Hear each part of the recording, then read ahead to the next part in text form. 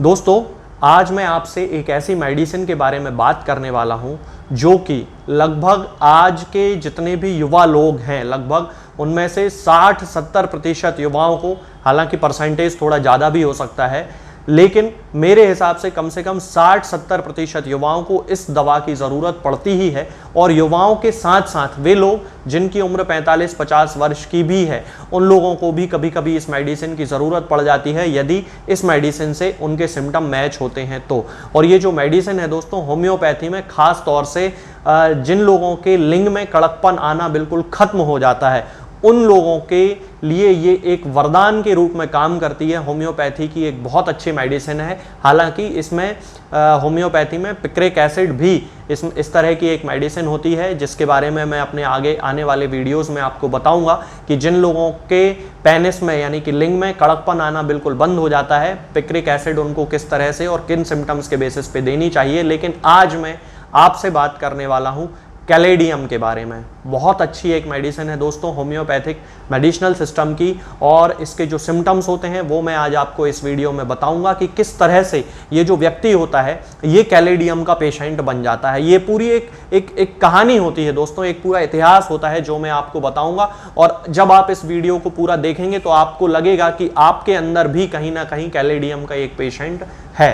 तो चलिए दोस्तों शुरू करते हैं। सबसे पहले मैं आपको बताता हूं कि ये जो पेशेंट होता है ये युवा अवस्था से, यानी कि 12, 13, 14 वर्ष की जो उम्र होती है, टीनेज जो होती है, उस उम्र से ही सेक्सुअल एब्यूज में आ जाता है। यानी कि कामुक प्रवृत्ति का होता है, बहुत ज़्यादा काम वासना इसके अंदर होती है। और ये जो लड़का होता है ये कंटिन्यूअसली लड़कियों की ओर देखता रहता है और अश्लील हरकतें बहुत ज़्यादा इसे पसंद होती हैं। और इन्हीं सब कारणों से उसके शरीर में धीरे धीरे कमजोरी आने लगती है, बहुत ज़्यादा हस्तमैथुन करने की उसकी आदत होती है। और इसी कारण से उसका जो लिंग है वो पूरी तरह एकदम शिथिल हो जाता है, बिल्कुल उसमें ढीलापन आ जाता है, कड़कपन उसका बिल्कुल खत्म हो जाता है। ये यहाँ से इसकी स्टोरी शुरू होती है। और धीरे धीरे जब इसका असर पूरे शरीर पर पड़ने लगता है, तब इस जो इसकी गलत आदतें हैं, उन गलत आदतों के कारण इसका पूरा शरीर दुर्बल होता चला जाता है। और सबसे ज़्यादा जो इफेक्ट पड़ता है वो इसके दिमाग पे पड़ता है। और ये जो व्यक्ति होता है ये बहुत ज़्यादा भुलक्कड़ व्यक्ति बन जाता है। भुलक्कड़ इन द सेंस कि उसकी जो मेमोरी है वो बहुत ज़्यादा वीक हो जाती है। किसी भी चीज़ में उसका कंसंट्रेशन यानी कि उसकी जो एकाग्रता है वो नहीं रहती। फॉर एन एग्जाम्पल मैं आपको बता देता हूं एक उदाहरण देकर कि मान लीजिए आपके घर में कोई ऐसे व्यक्ति आपने जिन्हें देखा होगा, जो बड़ी उम्र के हैं, मैं उनकी बात नहीं कर रहा हूं, वो एमनीशिया जो है उनका वो एक अलग बीमारी है। लेकिन जो यंग अवस्था के बच्चे हैं जो अभी इस वीडियो को देख के उनको वो समझ रहे होंगे कि उनको ये प्रॉब्लम होती है कि वो जब मान लीजिए उन्होंने कोई दरवाजा बंद किया है तो वो बंद करके आ जाते हैं और फिर उन्हें लगता है कि पता नहीं उन्होंने वो दरवाजा बंद किया है कि नहीं किया। फिर जाके उसको चेक करते हैं कि दरवाजा वास्तव में बंद उनसे हुआ है या नहीं हुआ है। फिर अब आके बैठ जाते हैं, 10 मिनट तक ठीक रहता है और 10 मिनट बाद फिर उनको वही लगने लगता है कि पता नहीं मैंने दरवाजा बंद किया था या नहीं किया था। ये एक तरह का उनके अंदर एक ऑब्सेशन डेवलप हो जाता है। हाथ धो लेंगे तो हाथ धो लेंगे और उसके बाद आके बैठ जाएंगे खाना खाने, फिर उनको लगेगा अरे मैंने हाथ नहीं धोए। मतलब उनके दिमाग में एक तरह की डेबिलिटी डेवलप होने लगती है। और इस डेबिलिटी का जो मुख्य रीजन है वो है उनका मैस्टरबेशन करना, हस्तमैथुन करना और बहुत ज़्यादा सेक्सुअल एब्यूज जिसे कहा जाता है। वो सब जो समस्या है, वो सब जो कारण हैं, वो इन्हीं समस्याओं को पैदा करते हैं। वो जो व्यक्ति होता है वो बिल्कुल याददाश्त उसकी कमजोर हो जाती है। इसके साथ साथ ही कई बार उसकी ये जो समस्या होती है ये इतनी ज़्यादा गंभीर हो जाती है, यानी कि भूलने की जो उसकी आदत होती है कि वो जिस काम को कर चुका है उसी काम को करने के बाद आके और बैठ के ये सोचता रहेगा कि यार मैंने अगर वो काम कर लिया होता तो बहुत अच्छा रहता, मैंने वो काम किया या नहीं किया, उसके बारे में प्लानिंग बनाता रहता है कि मुझे अब वो काम करना है, जबकि वो काम वो कर चुका है। लेकिन उसकी जो मेंटल डेबिलिटी है यानी कि जो उसकी मानसिक कमजोरी है वो इतनी ज़्यादा बढ़ चुकी होती है कि उसको ये सब चीज़ें याद ही नहीं रहती कि वो 10 मिनट पहले ही काम करके आया है कोई भी जो उसने किया है। याददाश्त उनकी बहुत कमजोर हो जाती है, लोगों के नाम वो भूल जाते हैं। 5 मिनट पहले जिस व्यक्ति से वो मिले थे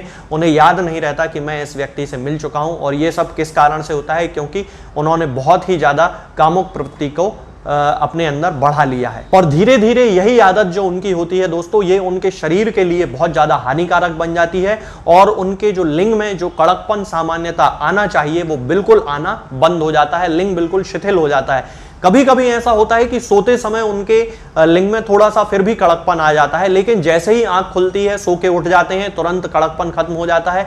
इसके साथ ही जब वो संसर्ग करने जाते हैं, यानी कि जब वो संभोग करने जाते हैं या किसी स्त्री के पास जाते हैं, तो बिल्कुल कड़कपन उनके अंदर रहता ही नहीं है। सेक्सुअल डिजायर है, काम करने की इच्छा है, काम शक्ति है उनके अंदर, लेकिन जो कड़कपन जिसको जितना होना चाहिए उतना उनका बिल्कुल नहीं होता है। और इसके कारण फिर धीरे धीरे विदाउट इरेक्शन ही, यानी कि कड़कपन आए बिना ही उनका जो है वो डिस्चार्ज हो जाता है। कई बार आपने ऐसा मुझसे वीडियो के कमेंट बॉक्स में भी पूछा जाता है, मेरे लाइव सेशन में भी मुझसे पूछा जाता है कि डॉक्टर साहब किसी भी लड़की से बात करें या किसी स्त्री से बात करते हैं तो बात करते करते ही डिस्चार्ज हो जाता है, जबकि इरेक्शन बिल्कुल नहीं रहता। तब उस कंडीशन में यदि व्यक्ति की आदतें बहुत ज्यादा गंदी हैं, अश्लील हरकतें बहुत ज्यादा करता है, खास तौर से जैसे कि बहुत सारे लोग ऐसे होते हैं कि जो कि रास्ते में चलती हुई लड़कियों को देखते हैं, स्त्रियों को देखते रहते हैं और कंटिन्यूअसली जैसे ही देखते हैं तो उनका डिस्चार्ज हो जाता है, उनके मन में जो है वो गंदे विचार आने लगते हैं। तब उस कंडीशन में ये जो मेडिसिन है कैलेडियम,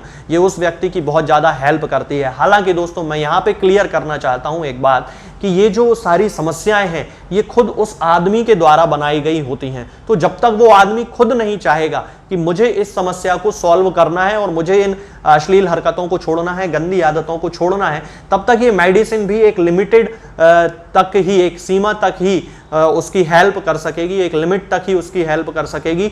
और यदि वो इसके साथ उन अश्लील हरकतों को छोड़ देगा और कैलेडियम का यूज करेगा तो उसके लिंग में एक बहुत अच्छा कड़कपन जो है वो महसूस करने लगेगा, उसको उसकी जो सारी समस्याएं हैं वो खत्म होने लगेंगी, याददाश्त की उसकी जो समस्या है खत्म होने लगेगी।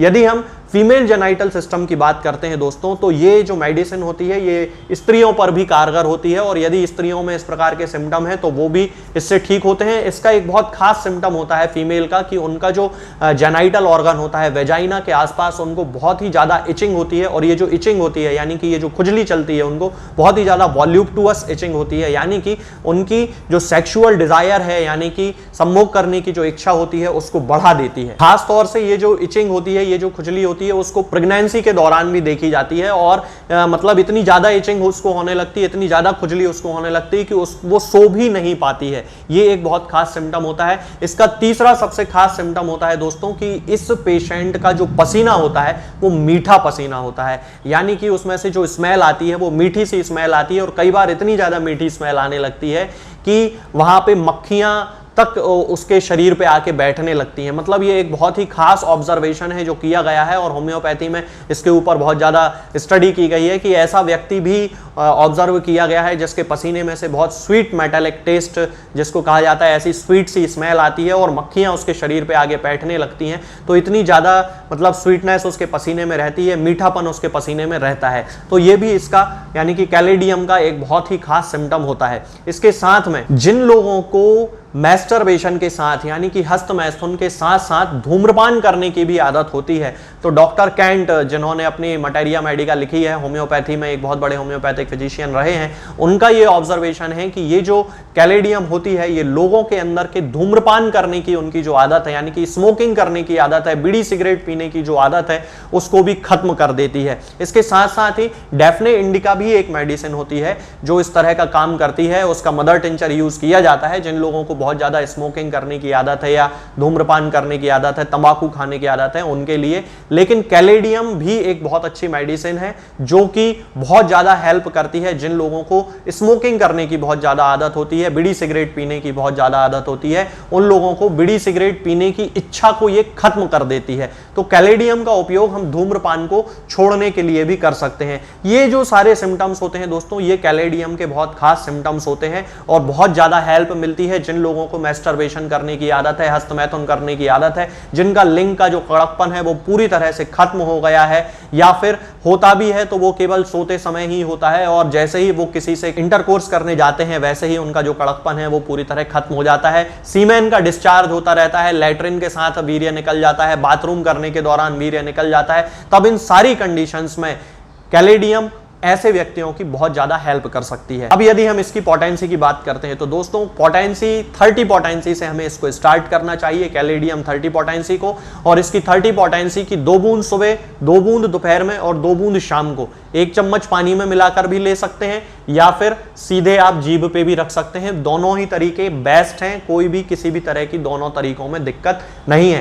कंपनी की जहां तक बात है कि आपको कैलेडियम किस कंपनी की लेना है, आप कोई भी कंपनी ले सकते हैं, WSI ले सकते हैं, रैगबैग ले सकते हैं, SBL ले सकते हैं, लेकिन अच्छी कंपनी लें। ये तीनों कंपनियां जो मैंने आपको बताई हैं अच्छी रहती हैं, तो आप इन्हीं का यूज करें, वो ज्यादा अच्छे आपको रिजल्ट मिलेंगे। तो दोस्तों आज के इस वीडियो में फिलहाल इतना ही। आगे के वीडियोस में मैं आपसे बात करूंगा कुछ नई बीमारियों के बारे में और उनकी होम्योपैथिक दवाओं के बारे में।